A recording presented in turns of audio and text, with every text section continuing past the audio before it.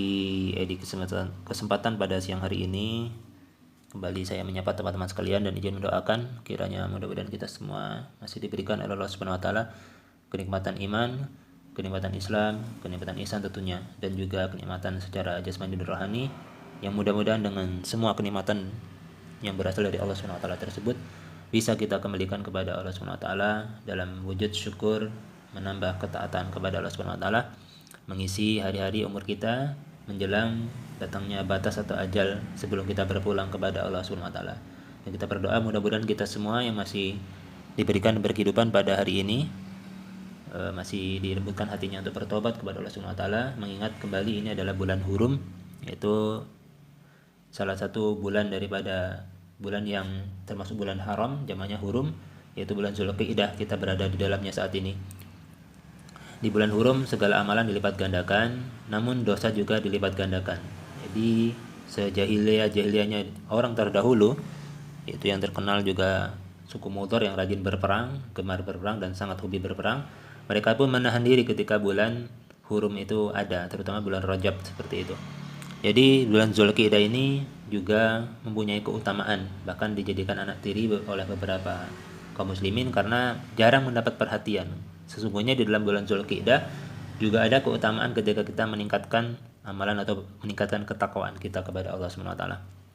Sebagaimana di bulan Zulhijjah, Al-Muharram dan bulan Rajab, bulan Zulqa'dah juga memiliki keutamaan. Teman-teman sekalian, pada kesempatan di siang hari ini menjelang zuhur, saya akan mencoba menyampaikan dan mengutip sebuah hadis yang diriwayatkan oleh dalam kitab Sahih Muslim, ya, di kitab yang ke-45, yaitu kitab Al-Bir Wassilati wal Adab. Kita menjelaskan tentang perbuatan baik atau berbakti, silaturahim dan adab seperti itu. Di nomor hadis 2541 kami terinspirasi dan kemarin menyimak pemaparan ta'lim secara online, ya, daripada salah satu guru kami, dan kami mencoba buka kitabnya dan merenungi hadis ini. Sesungguhnya memang hadis ini sangat diabaikan dan bisa jadi dilupakan oleh beberapa kaum muslimin itu sendiri. Mudah-mudahan bagi yang menyimak tayangan ini insyaallah menjadi pengingat bagi kita bersama. Langsung saja kita merujuk pada redaksi hadisnya. A'udzubillahi minasyaitonir rajim. Bismillahirrahmanirrahim. Di nomor hadis ini topiknya yang ke-59, ya. Adapun kitabnya kitab ke-45. Kalau kitabnya sama di halaman 769. Nomor hadisnya 2581. 2581. Bismillahirrahmanirrahim. Qala al-Imam Muslim qala haddatsana Qutaibah ibnu Sa'id wa Ali ibnu Hujr qala haddatsana Ismail wa huwa ibnu Ja'far anil Ala'i an abihi an Abi Hurairah radhiyallahu anhum jami'an. Mudah-mudahan Allah diberikan ridho kepada mereka semuanya. Rawi hadis ini terhubung kepada sahabat Nabi Abu Hurairah, anna Rasulullah sallallahu alaihi wasallam, sesungguhnya Rasulullah sallallahu alaihi wasallam pernah bersabda, qala, atau pernah bertanya kepada para sahabat. Rasulullah SAW bersabda, yaitu berupa pertanyaan kepada para sahabat yang saat itu ada di sekitar Rasulullah sedang berada. Atadruna mal muflisu. Mal muflisu. Jadi, tahukah kalian apa itu muflis? Apa itu muflis? Muflis itu adalah bangkrut.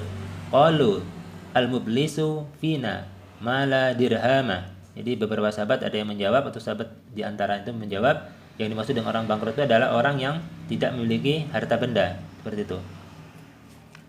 Yang selanjutnya, jadi Rasulullah mengkonfirmasi jawaban masing-masing sahabat itu ada perbedaan dan tidak sama seperti itu. Wala mata'a, yang kata sahabat tadi, menurut kami orang yang bangkrut di antara kami adalah orang yang tidak memiliki harta, uang atau harta kekayaan, seperti itu. Faqala innal mublisa min ummati.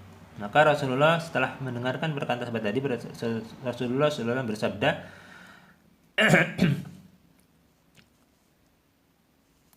innal mublisa min ummati mi ya'ti yaumal qiyamati bis salatin wasiyamin wazakatin. Itu sesungguhnya umatku yang bangkrut adalah orang yang pada hari kiamat datang dengan membawa pahala salat, seperti itu, terus dengan membawa pahala puasa atau siam, dan dengan membawa pahala daripada zakat.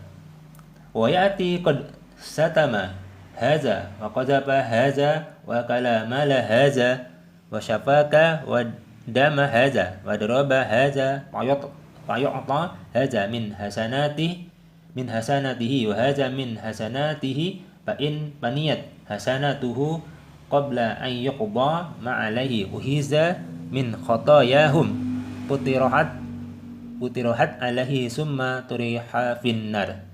Jadi Rasulullah bersabda, sungguhnya umatku yang bangkrut adalah orang yang pada hari kiamat datang dengan membawa sholat, maksudnya membawa pahala sholat, pahala siam, pahala puasa, dan juga pahala zakat.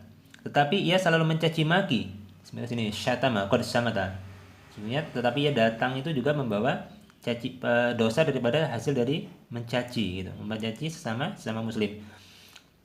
Tapi ia selalu mencaci maki, menuduh seperti itu. Waqazaba, menuduh begini dan begitu, dan makan harta orang lain serta membunuh dan menyakiti orang lain seperti itu. Akala ini berarti memakan harta orang lain, mala, dan merampas memakan harta orang lain. Terus disebutkan wasyafaka, mencaci maki, menuduh dan makan harta orang lain serta membunuh dan menyakiti orang lain seperti itu. Selanjutnya, setelah itu pahalanya diambil untuk diberikan kepada setiap orang setiap orang dari mereka hingga pahalanya habis. Jadi setiap orang yang dizolimi, yang dicaci maki, apalagi kita sampai mencaci ulama, berapa banyak sih stok pahala kita nanti dari amalan yang akan kita sumbangkan kepada ulama yang kita caci? Apalagi hanya karena permasalahan ihtilaf ataupun dalam perkara furu, cabang-cabang agama yang bukan pokok pada masalah agama, atau bukan usul fikih, bukan usuluddin, bukan usul atau bukan pokok pada agama. Hanya perkara-perkara cabang yang masih bisa toleransi di dalamnya. Kenapa kita bisa sampai, mungkin ada yang bisa sampai membodoh-bodohkan ulama. Jadi sangat hati-hati sekali, karena kita sebenarnya secara tidak sadar sudah transfer pahala. Kalau ulama masih dicaci, dia masih bisa santai, bisa bergurau seperti itu. Tapi kita yang mencaci, minimal mati mengenaskan jika tidak bertobat dan meminta maaf kepada Allah Subhanahu wa taala. Jadi jangan sampai ketika telah banyak di antara kita melakukan amalan merasa aman gitu. Jadi hadis ini memberikan peringatan bagi orang-orang yang ahli sholat, ahli puasa, sunnah sekalipun, dan ahli zakat sekalipun. Jadi tidak bisa merasa tenang dengan pahala-pahala yang telah dia lakukan tersebut. Selanjutnya, setelah dia datang membawa pahala sholat, puasa, zakat, tetapi ia selalu mencaci maki, menuduh, dan makan harta orang lain dengan membunuh dan menyakiti orang lain. Setelah itu pahalanya diambil untuk diberikan kepada setiap orang dari mereka yang pahalanya habis. Seperti itu. Sementara tuntutan mereka banyak yang belum terpenuhi. Jadi ketika pahala orang yang mencaci tadi telah habis, tapi tuntutan kepada dia tentang orang yang dizolimi berupa cacian perkataan dan perbuatan yang menyakiti fisik ataupun hati berupa cacian tadi, maka orang yang dicaci tadi menuntut terus-menerus seperti itu. Sementara tuntutan mereka yang banyak belum terpenuhi, selanjutnya sebagian dosa dari setiap orang dari mereka yang disakiti tersebut diambil untuk dibebankan kepada orang tersebut. Ya seperti itu. Dan berakhir apa? Gitu. Tsumma turiha finnar. Tsumma turiha finnar. Dan selanjutnya akhirnya orang tersebut atau ia dilemparkan ke dalam neraka. Akibat apa? Akibat daripada perbuatan caci maki tadi. Maka khususnya di bulan hurum ini, marilah kita sama-sama menahan diri untuk tidak bertengkar, baik secara langsung ataupun di sosial media yang saat ini sedang memang terlalu mudah orang untuk bisa mencaci tanpa melihat orangnya langsung. Tetapi perasaan orang yang dicaci ataupun rasa cacian tersebut bisa dirasakan sampai ke hati, walaupun dia hanya berbentuk tulisan ataupun video. Mudah-mudahan kita diberikan oleh Allah Subhanahu wa taala kekuatan untuk bisa menahan diri, setidaknya di bulan hurum ini, latihan belajar tidak mencaci maki, tidak bertengkar, dan tidak melakukan perbuatan ataupun tindakan-tindakan bodoh.